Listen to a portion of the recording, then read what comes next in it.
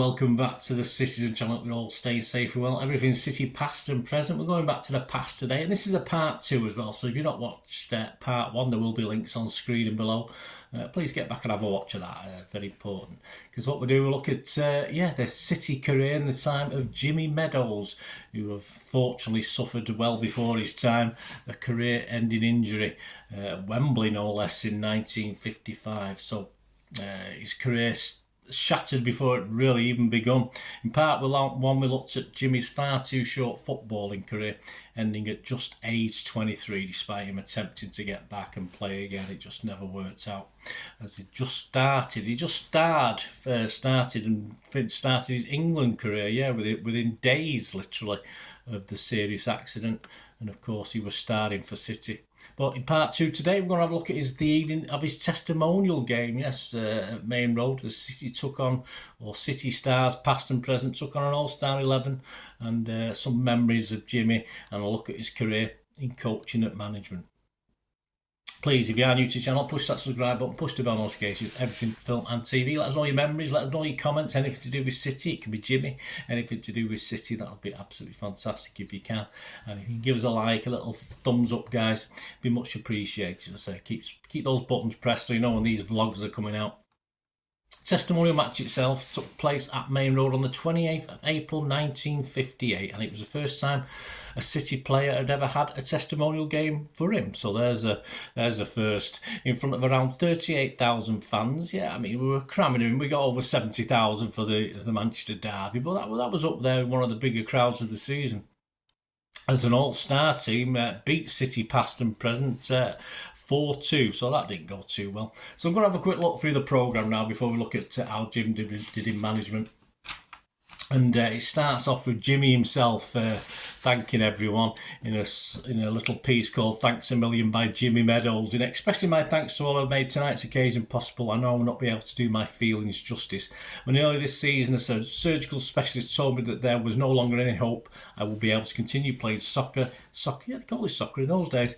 It was a twofold blow, for football was not only my living, it was also my life. I could no more find the words to express my feelings than I can do now, other than to say that the two emotions were extremes, one the bottom and the other tonight the top. For there has been great compensation for my knee injury in finding in these last few months how many good friends at all levels of football I've got. Without them this night would not be possible.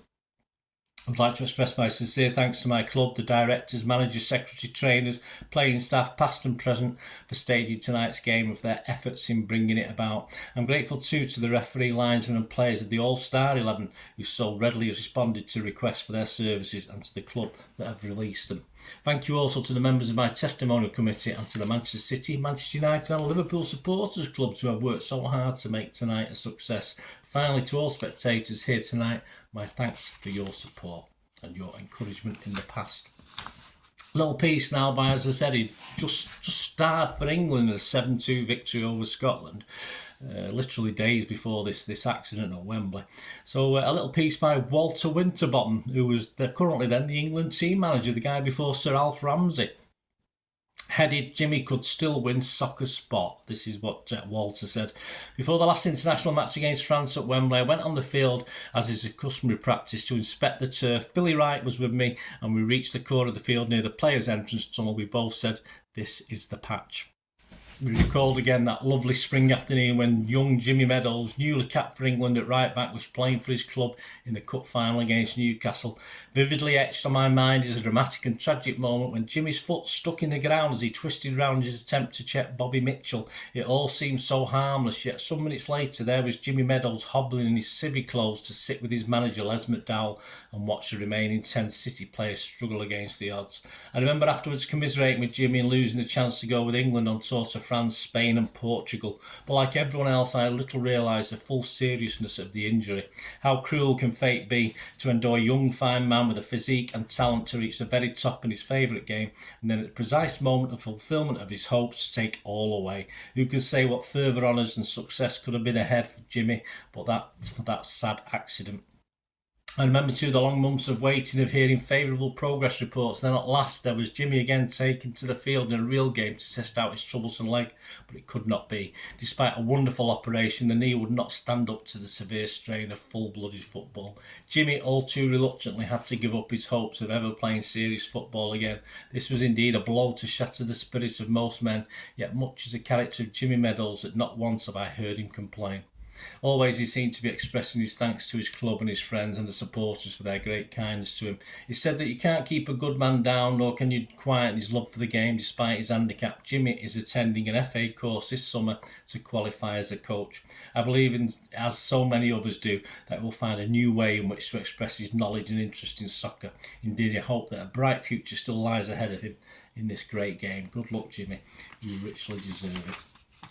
Some kind words from Walter Winterbottom there. And the teams that night, as I said, the City past and present lost 4-2, but the guy who had this programme that I'm reading from, of course it was before my time, has put little notes, so I imagine this is what happened on the night. Obviously the City team that night was Troutman, Sear at number 2, Westwood was replaced by Levers at 3, Barnes was number 4, Ewing was playing number 5, Paul was number 6, Fagan number 7, Barlow 8, 9 Revy, Hayes was number 10, he scored both City's goals by the looks of it, and Sambrook was number 11. Interesting all-star 11, yes, Liddell played number 11, he's from Scotland and Liverpool. Kevin played number 10, England and West Brom. He scored 2 goals apparently. Finney, yeah, he is crossed out, but I think he still played. Remember Finney? Well, England and Preston North End, Tom Finney, he scored a goal. Robson, England and West Bromwich Albion. We all know old Robson, one for him. Dealey took over from Henderson. He plays, it said Henderson, Scotland and Wolves. I assume Dealey might have played for Wolves as well. He took over at number 7. At number 6, yeah, Danny Blanchflower was supposed to play, but Flowers played in this one. He was from Wolves. Tommy Wright. Wright played number 5. Again, England and Wolves. Doherty, Scotland and Preston North End played number 4. Hopkins was... I've got Hopkins Langley. I'm not too sure on that one. Played number 3. Howe played number 2. He was from West Brom in England. And Younger, the Scotland and Liverpool goalkeeper, played number 1. And the All-Star 11 played in maroon shirts and white knickers. There you go. And the City past and present, of course, sky blue shirts and white knickers. And the final word, I'll lead to a journalist, Arthur Walmsley. He's the Evening Chronicle sports columnist at the time. His heading was, "Might have missed a fateful final." It would be fair to say, I think, that I was in at the start of the finish of Jimmy Meadows' football story. The real start of what was destined to be a brilliant but all too brief career came when the leggy young outside right was converted to a fullback. I first saw Jimmy in the fullback position come 5 years ago, playing for the City reserve team. He was doing his national service at the time, and during his months in the army had developed tremendous physically. He looked a bunch of teak, tough muscle in that Central League game, but even with the new raw edges still to be rubbed off, he also looked class. I told myself then that someday he would play for England, and for the next couple of seasons I continually told Jimmy Meadows the same. I don't claim any special spotting abilities for that. Every Main Road fan knew Meadows was destined for international honours, but none of us knew what was a photo finish with fate Jimmy was going to have in winning that last cap. He played against Scotland at Wembley only a matter of days before suffering that cup final injury, which was to end his career. I travelled to Wembley Stadium with the City team on that fateful cup final day. Sitting next to me in the coach was Jimmy Meadows. We talked of how narrowly he had come to missing the match. Only 12 hours previously, he had been sweating feverishly with a temperature of 102 and had been medically advised on cup final morning not to play. But a breakfast and lunch of sherry and eggs, there you go, and the fact that they had made special plans for his folks to fly from Bolton to see him at Wembley saw Jimmy determined to turn out. It was, of course, his last first team match for City.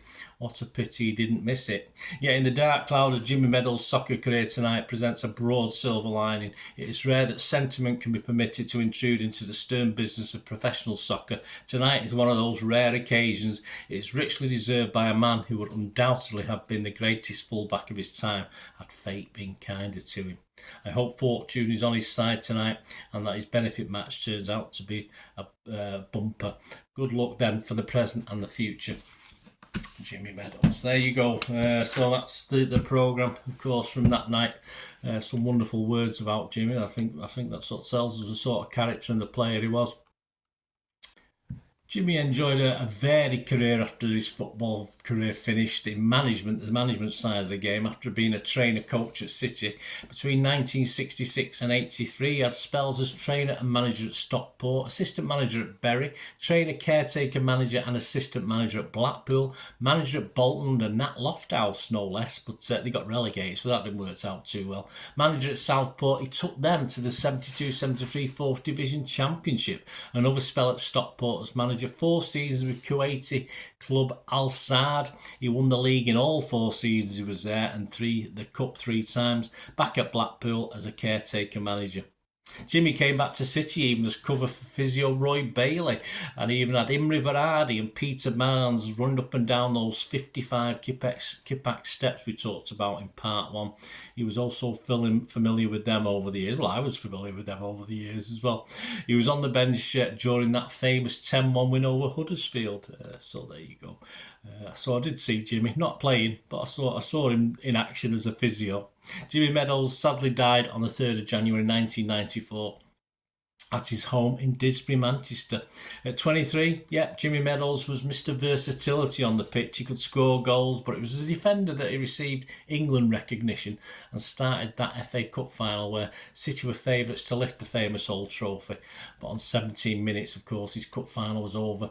And with no substitute, so was City's chances of perhaps lifting the trophy that day. We would win it the season after, but of course, no chance for Jimmy to enjoy that one.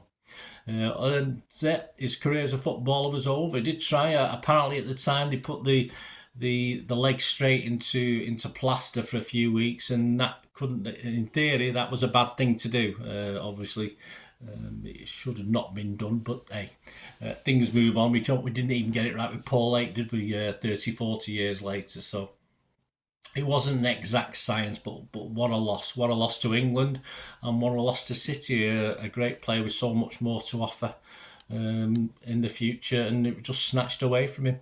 There you go, guys. Hope you enjoyed this little Jimmy Meadows special anyway. Any memories you've got, any thoughts? As I say, you've seen him. If you like me, you've seen him, but obviously we perhaps didn't give him the respect he deserved at the time, because I didn't know about Jimmy Meadows, but he was assistant physio, standing in for Mr. Bailey, of course, back in the day. Who's to know? But I found out about him now, and what a player, what a guy, what a player. Anyway, thanks for watching, guys. Until we meet again, that's one thing, don't I? Please stay safe, Blues. Come on, City. Bye for now.